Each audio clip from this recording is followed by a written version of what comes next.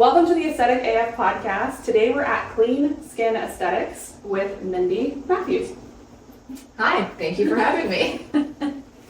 We're really glad that we get to do this conversation today, and even more fun is that we get to do it on site. Tell us, how did you even get into the industry? The convoluted road. Yes. It really is. And I think you'll hear that story from a lot of people Absolutely. who we classify ourselves as injectors. It's not a straight path because you don't go to school saying, oh, I am going to be an injector, and that's what you study. Right. Even dermatologists, they go through medical school and their specialty is dermatology. But all of this injecting, Botox, filler, lasers, that's not part of school. You learn usually through companies, or if you're lucky enough, you get a mentor. So it's not like a specific certification. It's like on-the-job learning. I know, that's surprising to a lot of people. They'll say, oh, I'm Botox certified. What does that mean? It means you took a course during the weekend, but does it really mean anything? Not really. It all falls under your license as a medical provider. So I started out, I did my undergrad in nursing, and then I did a normal nursing life, which is working in a hospital, working those crazy hours. And one of those jobs was a night shift at NYU, which is a great hospital system to work at, but nights are hard. There was a random dermatology RN position open, which is rare because most derm practices don't need registered nurses. I called, and it turned out to be a very large dermatology practice that had 9 different dermatologists, and they needed registered nurses because they were doing Mohs surgery for skin cancer all day long. And the MAs can't inject lidocaine to numb up the area. I was just injecting lidocaine in people all day. Right time, right place for that. Okay. Within that practice, it wasn't just about Mohs surgery. They are a huge mecca for laser procedures. cutting edge filler Botox treatments. Like the man that owns it, he's kind of the godfather of laser. Okay. So What a title. he really, Yeah. Yes, his name is Roy Geronimus. He's very famous in that world. So just through osmosis, I had to prep patients for laser treatments. I had to think, okay, what laser room should I be putting them in based on their skin type or what their complaint is? We had probably 15 different lasers. Okay. It was a lot. Sometimes we had multiple of the same laser because it was just such a huge practice. Through osmosis, that was how I learned about laser, and then watching them inject. I don't want to say primitive, but injecting's come a long way since 2010, but that was how I got exposed to it. Yes. It certainly wasn't the kind of MedSpa environment that we have now. And it was so expensive to do. So it wasn't like 20-something-year-olds coming in to just get Botox. The landscape looks very different today. I never injected there. I never did anything outside of basically prepping patients, injecting lidocaine, but I was able to see all of it. And that's half the battle in this world, just having exposure. So that was not originally what I went to that job for. It was really just to get out of night shifts. That's what it turned into. And then simultaneously, I was still working in the hospital because that's what nurses do. And also when you're living in Manhattan, those rent prices are horrible. So yes, had to pay the rent. So I was still working at the hospital. And one of the jobs I had was recovering patients from breast cancer surgery. We were doing work and just correct you and help save your life treatments. One of the surgeons that was a fellow at the time, his name is Stephen Levine.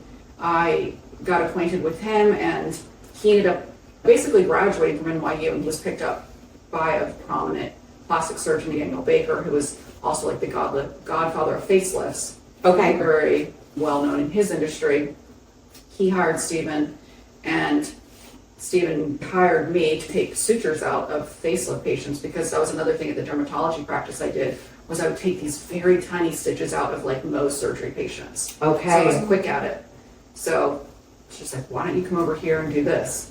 So I did, and they did not have an injectable business at the time. They didn't have laser, so he said, why don't you help us curate these lasers? You have experience at Roy Geronimus' office. What do you think performs?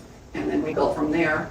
And then that naturally just goes in with injecting, because the surgeons ultimately, they don't want to spend time injecting Botox. Their job is in the OR. That's where they're happiest. Yeah. So I started learning injecting through him, and then another nurse that they hired who already had a patient following, and she ultimately became my mentor, who I watched and then started slowly practicing. So how did you end up in Texas? Okay, so Texas. Yeah, so I met a boy. A boy. Yes, I met a boy in 2013 who I really liked. He was an oil trader for Bank of America. I said, let's give this relationship a try. We ended up dating and got married in 2017. It turns out there's a lot of oil in Houston. It's a very different world. I had just gotten my business going. My clients are definitely not going to commute from New York to Houston. A little far. However, I have had to do that. Really? Yes. I tell them, don't come down here. There are so many injectors. Just go to someone in New York, and I refer them. But yeah, so that's how we made it to Houston. I won't lie, it was a very different setting going from working on Park Avenue to a hair salon. That was a big change. You have to tuck that ego down, you put it away, and you really just look at the landscape. And really, boutique turned out to be like a diamond in the rough. They are great at what they do, but as a medical provider, you think, why am I here? But it turned out to be so amazing. The owners are great, and that was how my business started. I don't want to call it my business. I was working for somebody, but that's how I got exposure to patients. I ran it by myself. I did not see my employer maybe a few times a year. They were just like, here, come run this business, and we're not going to give you any help, and bye. Good luck. Wow. Yeah, it was a very hands-off. Sink or swim, right? Pretty much. He said, if you want to make money, try to go make money. I said, okay, I will try my best. And there would be some weeks where it would be like 2 patients on the schedule in a day. There was like nobody on the schedule. But you had to do also like your own marketing, your own sales, Yes. like all of the stuff for Absolutely. another business. And that's where the rub comes in over time. Because you realize you're like, okay, I'm building this image, this brand. I even put myself in modern luxury. He did not pay for that. I'm trying to get my face out there so there's recognition. And I just realized, I'm like, why am I doing all of this for someone else to profit? Now, granted, I will say, the margin's not great in aesthetics. When you hire an injector and you're paying that injector, it's not like you're making a bunch of money. Nobody really makes that much money. But I realized if I do it on my own, I have a chance to make a better salary and have more schedule flexibility. But if you're doing all of the public relations and the marketing and paying for that stuff, and you're building your brand with you as front and center, Yes. you want to own it. You too, eventually want right? to own it. Yeah. Yeah. I was like, this makes me feel like I just need to do my own thing.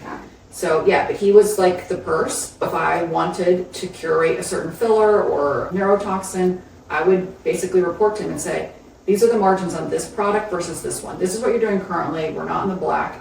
We need to transition and either bring in some different products or take a different route because I'm tracking all the numbers and this, you're not winning here. So I had to go through that. Wow. I love that. And meet all the Even you reps. tracking all the numbers and it's not. It wasn't even my business, but I wanted Exactly. to tell him like, hey, this is working this month or this is not working. That's that entrepreneurial mindset of even if it's not your business, you're going to Yeah, apply those principles because Yeah. whatever you're doing, you want it to succeed, even if it's Yes. for someone else. You're putting And that's- yourself out there. And that's how you're marking for your own self, your success, where you can look back and be like, we made this change. It was worthwhile. It was more profitable. There was no way you weren't going independent. There was no way you weren't going to go on your own. Yeah, and I did it not because I was thinking about that at the outset. I No. wasn't. I wanted to be able to prove my worth Yeah. to him. Yeah. And he even said, why are you even doing this? Because I want to let you know if your business is doing well or not. Yeah. So, and I would say this to anybody who's thinking about working for themselves, like always know what your numbers are, know what your worth is. And that's how I knew ultimately I can survive outside of this environment. Even if I make half of what I'm doing for him, I can still survive. Yeah. What a great lesson. The amount of time that you had to be the sponge of knowledge on the laser, the sponge on the knowledge of the injection, the sponge of I have to make this profitable or else he's not going to keep me, so that Right. I need to justify what I'm doing. All of that gave you such an amazing base so that you could go out on your own very confidently, knowing all of that. That's very cool. It's definitely not as common a story of how people end up going independent. I think oftentimes we end up in that position where people get frustrated working for somebody else, right? That could be that assumption that you could be making more money. But rarely do people take the opportunity or maybe get access to the numbers. That also is sometimes not something that people get access to really see what it looks like and know what it's going to look like on the other side. I think sometimes we think, I'll make a ton of money when I go out on my own because I won't have to be dealing with all of the overhead. Without knowing, it's way harder than it looks. but you having that access to those numbers put you in such a good position. Yeah, and those numbers are easy to acquire because you know what you're charging per unit. Because Yeah. I was the one curating the product, I know what we were paying per vial of Botox or per box of filler. It's easy to figure out what your cost of goods is and then your net. It was a good training wheels, I would Yeah. say, for owning and running a business. It was like a dress rehearsal. I didn't know that's what was happening at the time, but that's what was happening. Yeah. Was that. Learning to see what it was going to be like on my own. Know your numbers. I say that so many times to different business owners. It's nice to see how that has served you, knowing those and being able to also know how hard the marketing side is, how hard the exposure side is already, and getting to test some things out that lower risk, and then going into it for yourself and having really strategies already in place, just putting you in a better position. And lots of these things, by the way, I learned on podcasts. Oh, I listen to love so a girl many who's a podcasts. podcast obsessed. I love am. it. Yeah, well, me that's too. how I started to get empowered to even do this. There's another podcast that I listen to. It's called The Elite NP. The whole premise of the show is this man interviews NPs that are really scared to go out on their own and do their own business. And he takes in their information and he'll either tell you, yeah, it doesn't seem like you're ready, or you are so ready that I don't even know why you're not doing this. Wow. I actually went on his podcast. He calls it a consult. I gave him my numbers, I told him my deal, and he was like, why are you not doing this? So when are you leaving? That's the Right. question. Let's talk about marketing now that you are in your second space. Let's talk about what that looks like in terms of getting your name out with how busy the industry is getting now and how there's just more competition than there was 10 years ago, 15 years ago. How does that look? How do I answer that question? Let me clarify. Are you asking me how do I go about getting clients? I like that piece. We could go down that road. That's word of mouth, which is obviously the most powerful type of marketing. Without a doubt. But yeah, how do you bring in fresh blood, really? Because eventually, or potentially, that word of mouth, there's a limit, there's a cap. Ideally, people are going and telling their 10 closest friends. So every one person that comes in is, that was amazing, got exactly what I was looking for, the results are amazing. They're telling 10 people, hopefully. But whether those 10 people turn around and come in a timely fashion, that's the downside of referral-based, right? Or word-of-mouth-based business. Yeah, you just hope the new patients come in and they like you, refer somebody. But that's definitely where I'm weak. My marketing right now is just Instagram. I'm not even consistent because I'm a one-man show. I only have so much bandwidth. The treating provider, follow up with patients, do all the charting, admin stuff on the back end, make a medical note for every patient. It's like the law. Yeah. So yeah, like I would say Instagram, I do email blasts. I think email blasts are important. I don't know how effective they are. You can go in and look at the data, maybe a little bit here and there. I know Google reviews are really important, which I have not gotten up and running yet. I need SEO badly. It's always changing. I don't want to be the cheapest person on the block. Like, I think it totally degrades your value, your brand, what it is that you're bringing to the table. And it makes you compete on price, which means you're almost at the mercy of how desperate the person next to you is. Who else is in that 1 mile radius? Are they going to undercut you because they need clients this month or because they have a bigger expense or whatever has happened? If you play that game, it's a race to the bottom. It's not ever getting you that position. And plus, people that are shopping from a price point like that as well, from a client perspective or a patient, they're also not loyal.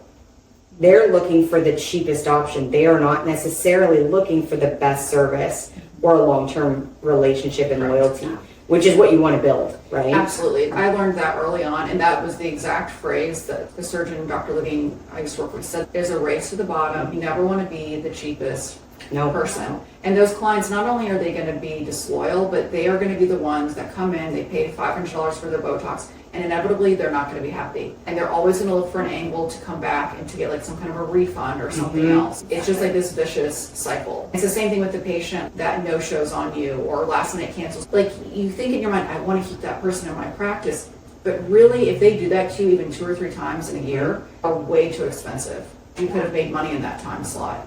I had to learn that also. You just sometimes have to say this isn't working out. And it's such a hard thing to accept as a business owner too, that it's okay to let go, to reintroduce them to the marketplace as other people, because it's at the beginning you're holding on to every ounce of money you can possibly get, and you're so afraid. And so to be Yeah. able to say, no, like, I'm really good at what I do, people are going to come, and that's not the right fit for me. Right. I think it's very powerful. Absolutely. So let's pivot a little bit and let's talk a little bit about being a mom and running a business, because I think that piece, Amy can all attest to, but I think the reality in particular in this industry is that makes up a huge portion of the providers are women who maybe not having children yet, but they're considering it and trying to figure out a way that, like, overnight nursing, not easy with kids. So this becomes, okay, is there a way I could make this happen and would allow me some time flexibility and some freedom and just being able to be at home overnight to do bedtime? Well, I would say if that person does not have kids yet, I would say try to learn as much as you possibly can. Do every training, read every book, because once that baby arrives, baby brain is so real. You're so tired. Like, the hormone shift is, I mean, it's vicious. It's no joke. Yes. It's no joke. Your ability to retain information and then apply it diminishes. It's not So- just when you have the baby, it's the whole time you're pregnant, a year after, even Yes. longer sometimes. It takes a long time to bounce back. My first one was 18 months old when I was like, oh, I don't feel so tired I think anymore. I just exited the cloud of like, Yes. hello world. Yes. I seem to be functioning on all cylinders. Uh-huh. And I do feel like that right now. Like, I'll walk into like my pantry and I'm like, why was I in here? We don't really know, but we're here. So being a mom and trying to run a business, I feel like everything just happens at once. It's spaced out nicely. It's how much can you handle before you break? Yes. So That's a good question. 2024, I'm trying to run my business. Then we decided to have a second baby. And I'm like, it's okay. I'm settled in my location, the one down the street. And then something else comes along. I'm like, oh, but it is better. And I don't want to say no. So then I find myself pregnant, trying to remodel this office. And I was remodeling my kitchen. Everything was already in the works. Just so much happened at once. It was really not supposed to go down like that. So yeah, it was juggling a lot. But what I will say is just save money so you can have a little maybe fund where you have a night nurse. That's the only way I was able to come back to work quickly, is because I had a lady that came and helped me at nighttime so I could sleep and heal and then be able to come here and have a brain.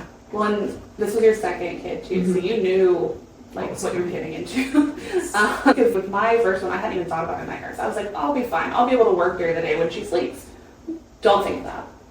You can think that it's just going to be in 30-second increments every 3 hours, so you're not as productive as you think you're going to be.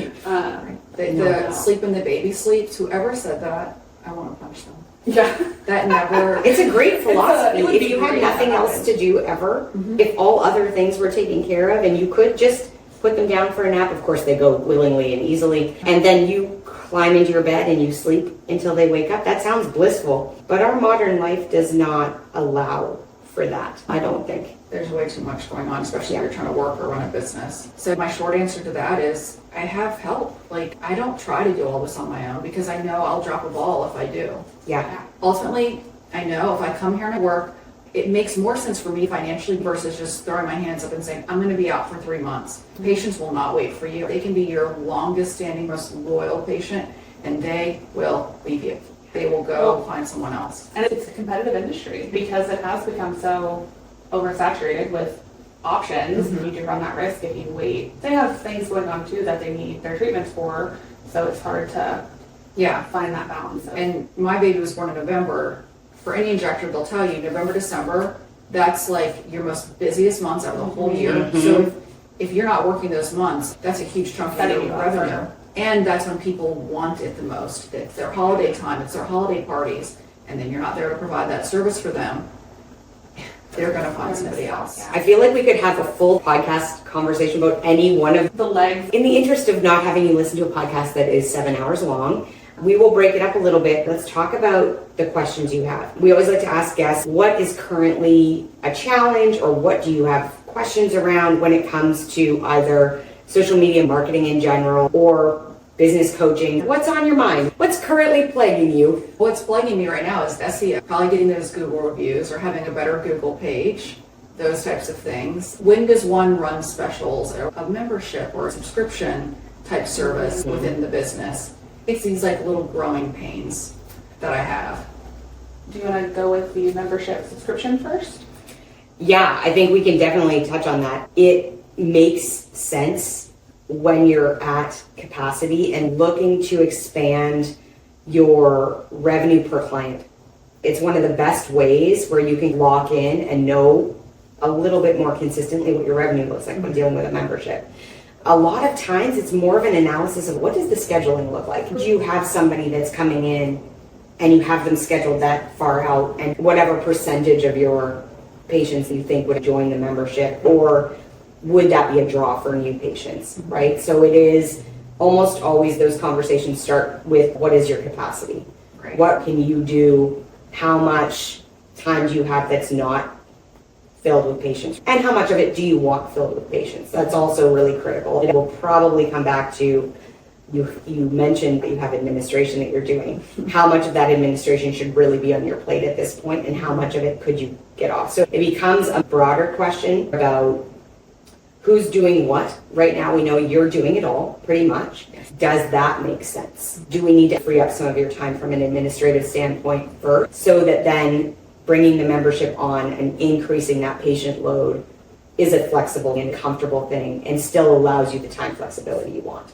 Those are the pieces to nail in before you put yourself in that position of membership. These people are coming in with regular intent and need to have space for that and not take work home at night, right? We don't want to go the wrong way and have it be you're still doing all the things, which means your daytime hours are super busy with the chair, like you're there. And then you're like, well, administration will be done at home after the kids go to bed when I am tired and I want to actually have downtime. So that's the... Yeah, we're already to that tipping point for sure. Okay. Yes, there's a lot of doing stuff at home. I know Tara's been there. I know I've been there.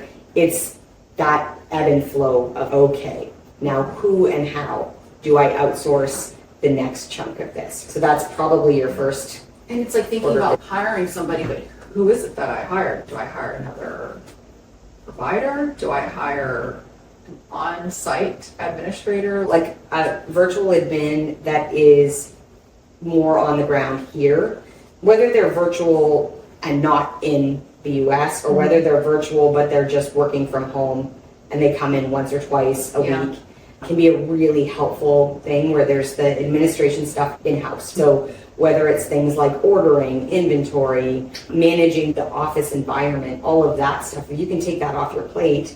And they're also doing social media help, responding to commentary, email, just taking some of that stuff where you can either outsource them and have someone doing it from a professional standpoint, which means you don't have to worry about it at all, or you're training the brand voice to your administrator, you're trying to get them to do half of it.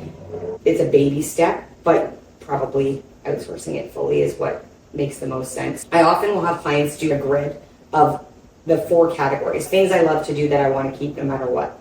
Things that I am good at, but I could lose and I don't really care. Things that I hate doing immensely and would like to get rid of immediately. And then things that I'm not great at, but could keep doing. If you categorize every single thing that you do, it becomes very clear what that job description of that person is, and whether it has to be in-house or whether it can be somebody virtual, or whether it's an outsource to a service that helps you with SEO or social media and just takes it off your plate. I'm just one person, and I love what I do, but I can't be consumed. It's also putting a monetary value to your time and knowing my time is worth X amount per hour. Is this a task that could be done by someone else that does not make X amount per hour? Or is this something that someone making $100 or $200 an hour should be doing? Should I be taking my own notes? I don't know what the answer is to that. And then also you're a numbers person.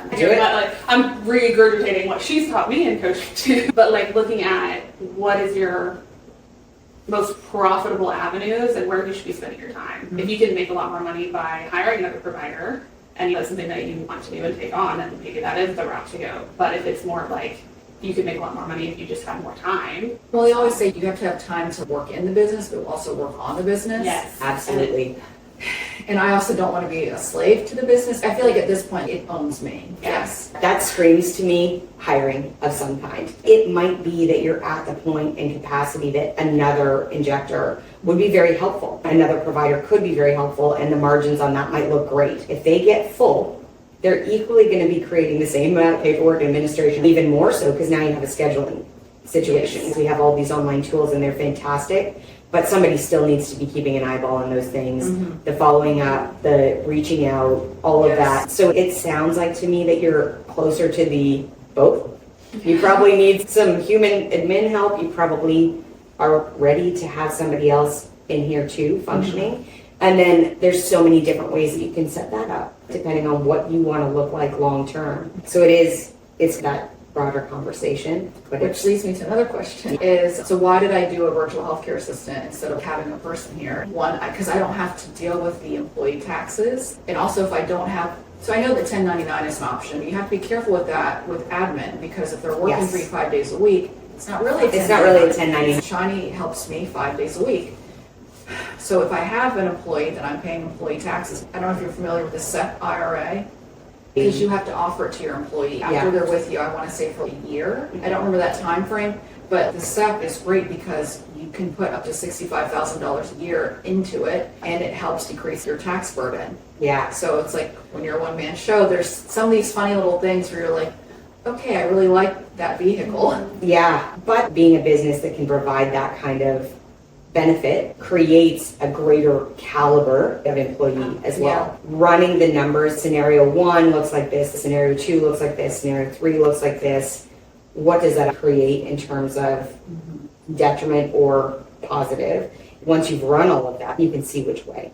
Or it might be like, when we get to X, that's when I bring on somebody in-house. I'll still be able to put my money in there, but I'm going to offer it to them as well.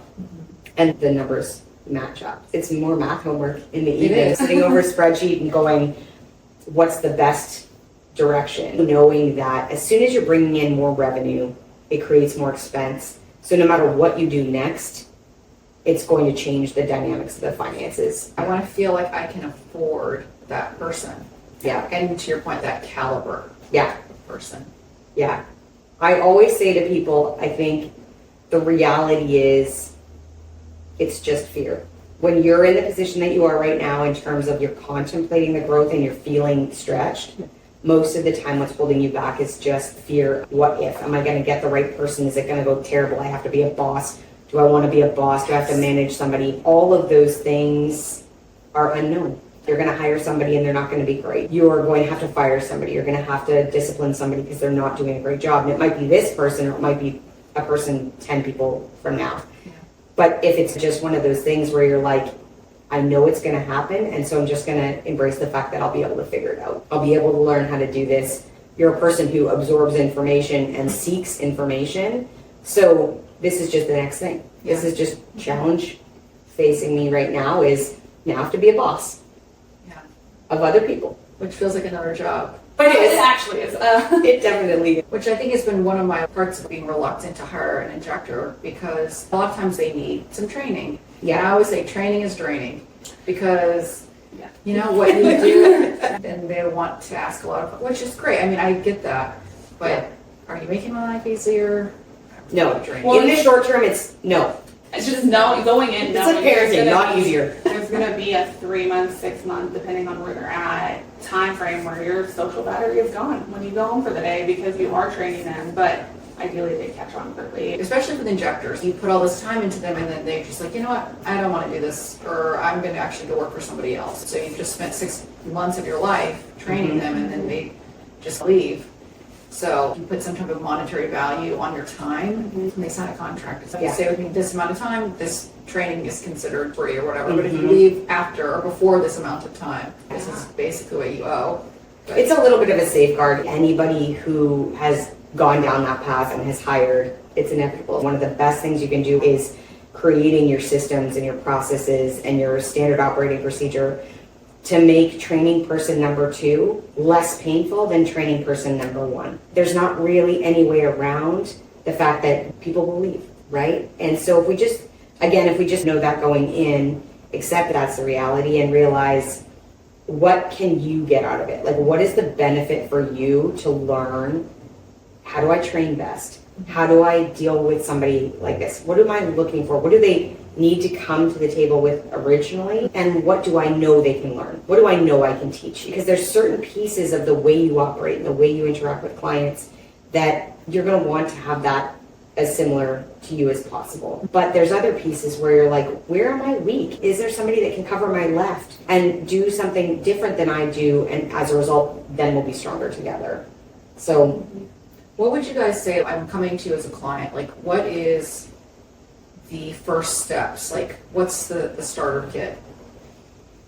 from where you are right now, what to do next in terms of hiring specifically or just in general? No, just business management or what, I know it's a broad question, but We'll have separate answers. I think our answers are going to be the same though, because I actually think my answer would be social media. Right now, if you're inconsistent, it is such a driver in this particular industry. I think social media and mailing it or getting somebody to do it for you, that would be the way to go. That's where I would start. Once you get the traction going there with a membership, as say that's the next offer you're going to go down the path, establishing that social media, getting that credibility, sharing that stuff out there, and then launch that membership more than just the email blast you're doing currently. So then you're going to have that social media following. Because this industry is so visual, that's a place where people are going to look and say, do I want to go there? Secondly, I would say absolutely Google. You've got clients that are coming from New York to Houston. You have fantastic reviews. You have Google reviews that people just haven't put on Google yet for you. Making that part of just your regular repertoire with clients, that's just going to solidify everything you've done to this point. The next thing is asking these questions and trying to map out what's my next step from there. which social media platform do you think it needs to be? All of them? It needs to be the TikTok-y, the Instagram? I'll let Tara answer this because I always have a minimal is best in my own personal opinion. No, I definitely think Instagram is going to be your first and foremost, just because it's the most popular and right now the most stable. TikTok is still up in the air as far as what's going to be happening. So if somebody doesn't have a TikTok account right now, I'm not really pushing people to start it and put all this energy into it, just because we don't know what's going to happen. But yeah, I would definitely say Instagram, and depending on, like whenever I start working with someone, we do a deep dive into who is your target demographic, what kind of clients are spending the most money, who do you want to bring in the door more, where are they located. If it is a certain age group, they might be more heavily on Facebook or on Instagram. Or if you are servicing the younger 20s, you might need to put that energy into TikTok. So we look at all of those things and decide which platforms make the most sense. Or if you're servicing a lot of other business owners, it might make sense to have a LinkedIn presence, which is something that I think gets forgotten about a lot of the time, just because it's like, well, I'm not trying to get a business, I'm not hiring, but business owners are there, especially when you're not the cheapest option. You're an expert, you're looking for high net worth individuals that have established careers. That might be a good avenue to explore. It's also less used. In the research for this podcast, what I've noticed is so few MedSpa owners are on there in a significant way, which says to me opportunity, because the people who are paying for your services are 100% on there. And if you show up in a way that I don't have to scroll on Instagram, right? If we're trying to move away from social media, which so many of us are, or at least try to occasionally, I'm excited to see something different on there. I'm excited to be like, ooh, okay. The other one is podcasts. I think doing things like this, but I think the organic PR stuff can have a massive traction locally. And so I think it's worth also exploring When that. you say organic PR, do you mean LinkedIn? No, I mean, LinkedIn definitely as a strategy, but I would also say articles, getting on the news, being a featured speaker at different events, that sort of thing. Like, so that local expertise where people are like, oh yes, I saw her speak there. Oh yeah, I saw that article in the magazine. She was in, that starts to just be stuff that people, it's like almost subliminal, but people are like, I see Mindi everywhere. She must be the best. That correlation just happens. So many people have moved to a purely social media strategy. And I think there's a lot of opportunity in other avenues but to have them merge, right? Yes. So that everywhere you go, you're there and you're doing it at a level that is, wow, that is luxury. That is an impressive brand. Building that signature brand. And building your personal brand in addition to that. So having your presence in that magazine, even when you were working for someone else, was a great step. Yeah. It's very smart. And that's where LinkedIn, I would recommend that. Going back to your SEO portion, and I know you've mentioned most of your clients right now are word of mouth. One of the things I always say is whenever you're getting referred by all these people, what do you think is the first thing that they're doing when they are told that they should go to you? They're looking you up. They're looking for your digital presence. They're looking to see if you're someone trustworthy to go to. So seeing a Google profile that has the reviews, like other people say you're a great person to go to. Having that Instagram, You're like, that is like, word of mouth can be strong, but how much stronger could it be if you were also doing? Because I know when I look at businesses, even if you just pick out a restaurant, if I just see Right. good reviews Yeah. and they seem sincere, I feel like, oh, I really want to go to this Yes. place. It's one thing for Aunt Sally to say, come to this Injector, she's great. Okay, great, thank you. But then you look at it and 100 other people also said this. I will definitely check her out. Yeah, because it builds that trust. Yeah, without you having to do much work. Right. Because it's there. Their words holds so much more value than the words on the website, right? Which are important, you need to have them. But people believe other people more than they're going to believe you saying, I've done this, I've got this experience, I've got this. You jump over that hurdle of, Yeah. you can say anything you want on a website. And it's, well, yes, also, we're not full of crap either. But But people they could- want to hear it from other yeah, patients that have experienced Yeah. coming here and meeting me. Exactly. And if you have clients that are literally flying from New York, I'm sure you have clients that will. she has braggy clients in Houston. I've met them. So I'm sure you have tons that are just waiting for you to be like, hey, will you leave me a review? I'm doing this cool thing. It's called Yeah. Google Reviews. It's very new and cutting edge. I am on the mend. I am. You're just over capacity. It's just one more thing on the page of you trying to like do That's one how more I thing. feel. I got ideas and I just don't have time to roll them out. Well, and I think so often as business owners, we're so hard on ourselves. We're like, well, everyone else is doing this, and I'm the only one not doing that. That's not the case. I talk to business owners all the time, and a lot of them will say, I need to get more reviews. I need to do more of this. So how does that process start? I come to you and like, I need you to optimize me. How do you start that process? On the Google side, or On SEO, everything? Google, Just everything. optimize me. I don't even know the words to ask you. Just make it better. I feel like that's what I would say to you if I was sitting in the chair. I don't know the words to ask you, but just make it better, please. Yes. Yeah, a lot of people say that. They're like, I just know I need marketing, and I don't know what I need, and that's fine. So we start with a onboarding call that will take a deep dive into the strategy. Who is your target demographic? What are your main services? What are your most profitable services? And that's where someone like Sam would come in too with, okay, where are you making the most money, but what also are you wanting to push more? And finding that balance then within the strategy of, okay, we're going to talk about this kind of service 50% of the time, and then these others, the other 50%. So we put together all of that. And then we look at what makes the most sense as far as where should we be putting content, what kind of content should we be putting out? Are you someone that wants to be on camera? Hopefully so, because of the visual aspect of this industry. And if not, finding the workarounds with that. And then doing content creation and optimizing all of the different profiles, because even if we're going to be posting this many times a week on Instagram and only once a week on another platform, they all have to be optimized in the right way with the right keywords. Because your SEO is so much more than just your website. It's your Google profile. It's every single social media platform. The search engines will pick that up too. So it's just doing a deep dive into everything and going through it all and then plan moving forward. I need those things. Well, we can. Terry can help you. I need those things badly. You're like, yes, that's the thing I need. Yes. Sometimes you're just not knowing what to even ask for. You're not just going to wake up one day and call a marketing agency, hey, what should I want? It's hard to even ask.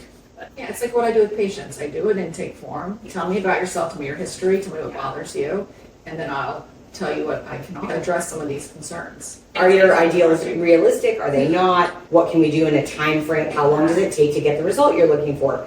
I feel like there's actually a lot of overlap between what marketing does and what you do. It's not today. I'm not going to be able to just do 3 little things and you're good to go and you're never going to have to come back. It's that kind of consistency and structure. The skin, it never ends. No, for real. Putting on night cream every day. So There you go. Good job. Wear your sunscreen. yes. That's the number one. Just wear your sunscreen. Yeah. Well, this was so great. Thank you so much for opening the cottage for us to come in and bring all the lights and the mics. But thank you so much for just sharing and being so open with your whole journey. Well, I love sharing it. So Yeah. until next week, make sure that you're following us, you're liking, you're subscribing, you're doing all the things so that you can make sure that you are getting each and every episode. And of course, if you want to be here having this conversation with us, we'd love to talk to you. Be sure to check in the show notes for the application to be a guest, because we're always looking to chat with amazing entrepreneurs.